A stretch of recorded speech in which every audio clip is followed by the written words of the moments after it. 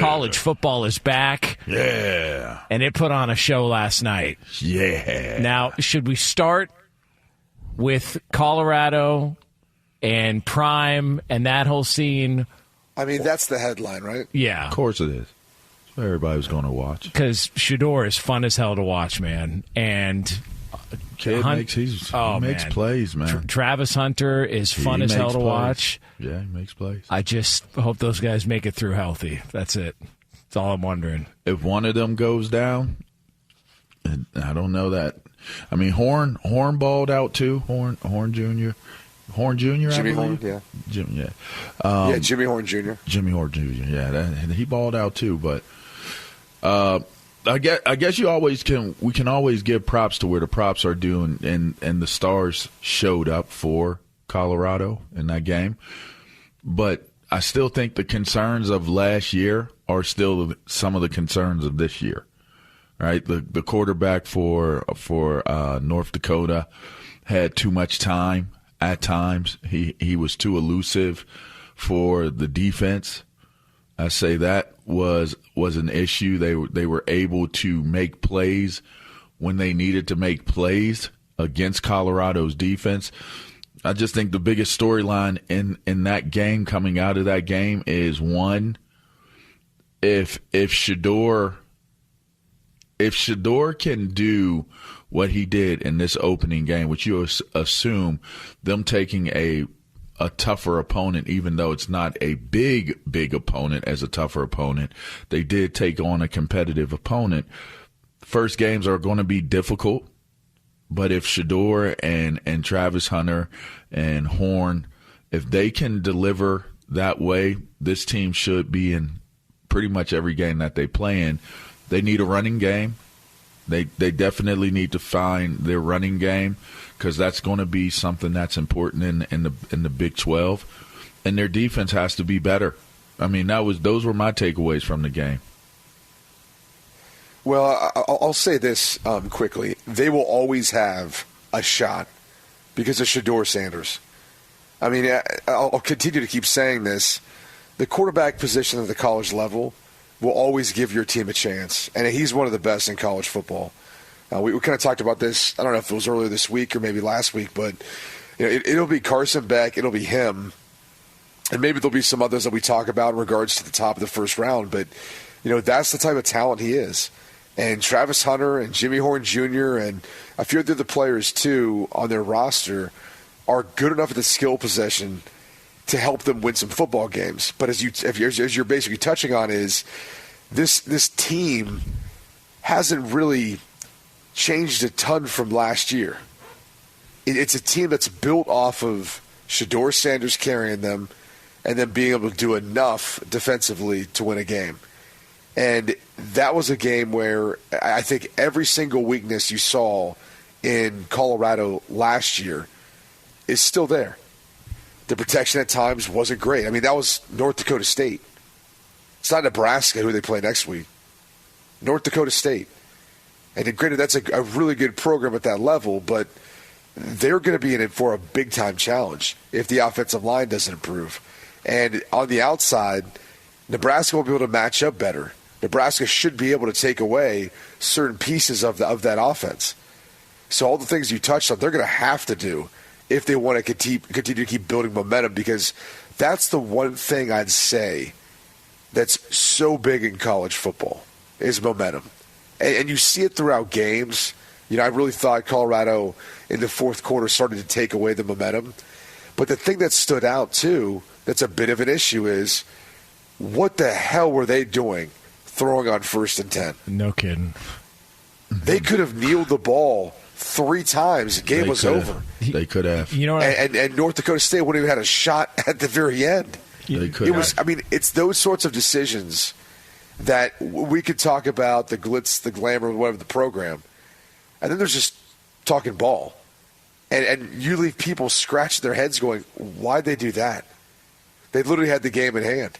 They never had to punt the ball back. That's the sort of thing that maybe North Dakota State won't beat you. Someone will beat you if you give them another opportunity like that, if they're able to handle it better. So, look, Colorado is going to be a team that's bowl eligible, I think. they'll win more than 6 games. But if they really want to be one of the top in the Big 12, they've got to do a better job coaching. They got some help, I thought, from the refs for some no calls. At the end of the game, they spotted the ball, and the clock was stopped at 15 seconds. The ref then picks it up to move it back. It takes another 6 seconds off the clock for North Dakota State then to snap the ball and spike it. It was one of the most egregious things I've seen an official do amongst a bunch of other missed calls. So there's a lot of things that helped Colorado get that win last night.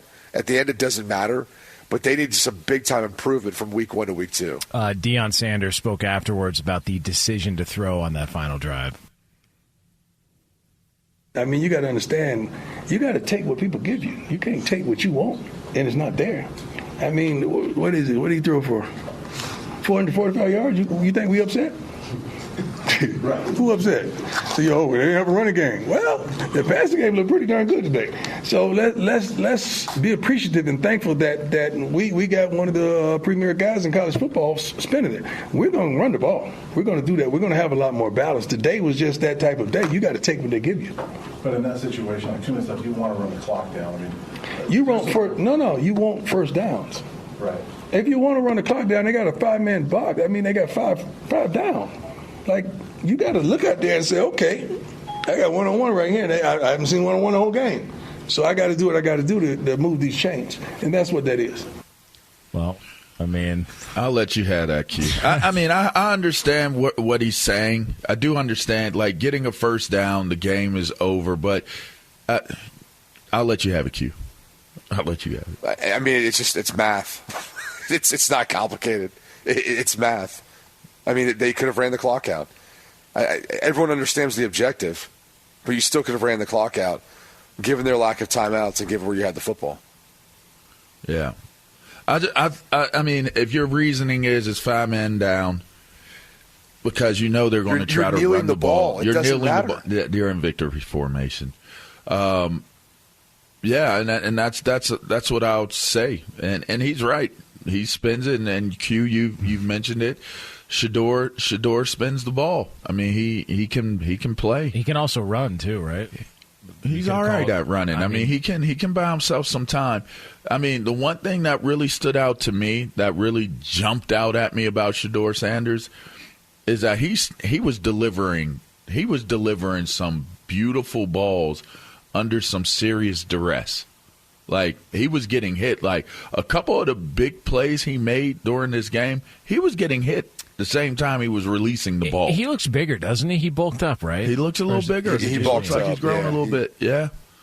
I mean, I thought they were impressive. I thought the offense in the passing game was impressive.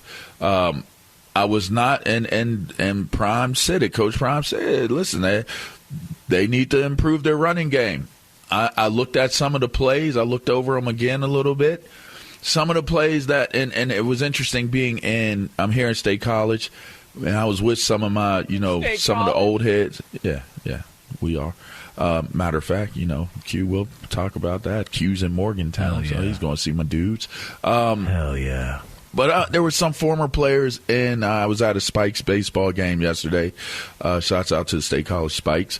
And the first thing that guys were saying, which I thought was an interesting observation, was if you want to see the difference or understand the difference between a major and a mid, like a Power 5, versus like a mid-major and like lower levels, you'd see like plays where they were taking advantage of one-on-one situations, and the defender would actually be close enough for it to be a non-factor play, but they were still turning into bigger plays. And you're looking at it, and you're like, see that linebacker right there? If that's a Power 5 linebacker, that's a catch and that's a tackle. And that wasn't happening in the game last evening. There were catches, there were plays, and those linebackers or those corners, they weren't able to. They were in position.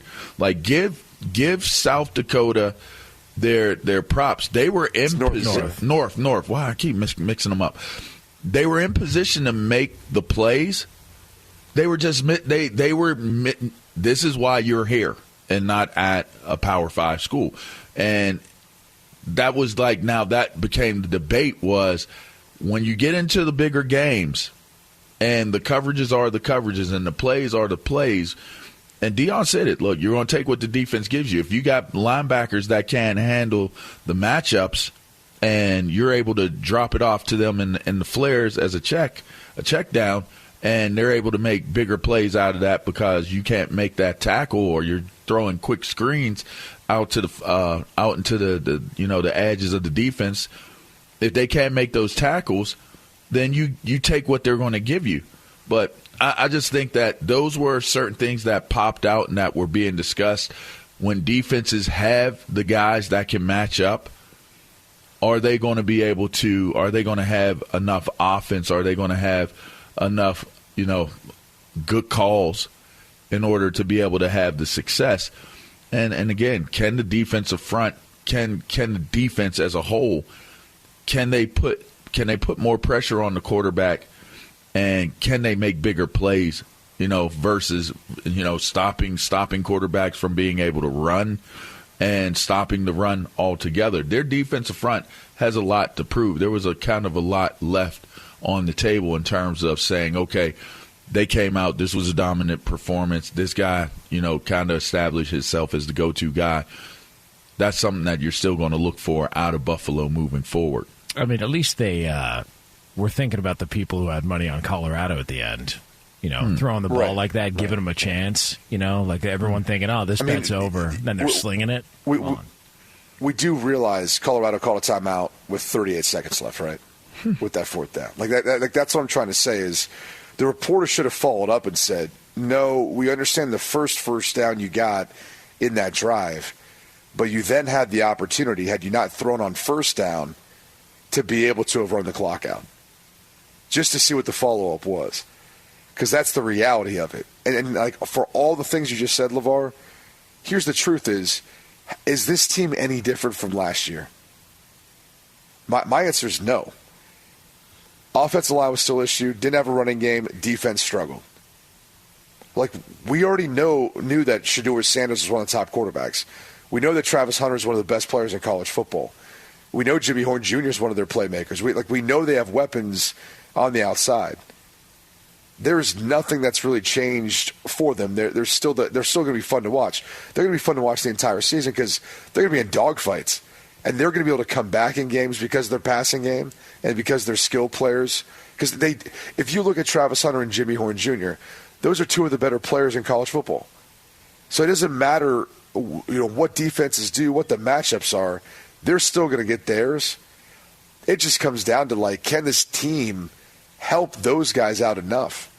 And on the point of Shedeur, the best thing about his game, and this is something that I felt watching him last year and was talked about and discussed a ton, he's accurate. He's all the things you're looking for in a quarterback. His poise, when you talk about the ability to deliver a ball while getting hit, and by the way, happening time and time again, his poise is what always just stood out to me. Most quarterbacks, when they get hit, as often as he does, they eventually start to feel it. Their pocket presence, how they play throughout the course of a game or a season, they start to not trust that offensive line. He continually hangs in there, and he'll wait until someone gets open, he'll wait until someone separates, delivers a strike, take a shot, get right back up. I mean, it's pretty impressive to watch. That's the one thing that, I think if you look at him compared to any other quarterback in college football, he's got that over everyone. We watched it all last year, and so far it looks like it's going to be that way this year. So if they're the same team they were last year, but the competition's a lot stiffer this year than last year, then the results are going to be worse than last year, ultimately. I don't think it's stiffer. I think it's about the same. But I think there's elements where you feel like they'll be able to win, to me at least, 6 or more games because of Shedeur. I think if you're matching up whoever they're playing at quarterback, Dylan Raiola, who they play next week, is a freshman, talented player. He could go off this year maybe, but that's a guy that I think if you're saying who would you take right now, you take Shedeur Sanders. That quarterback matchup every single week, he's going to have the advantage And there's going to be few times, I mean, maybe outside of Utah, you might say, okay, Cam Rising's been playing college football forever. I think he's 25 now. Yeah. Like outside of maybe that matchup, you'd say, yeah, I take Shedeur Sanders. So if that's the case, they always have a punching chance.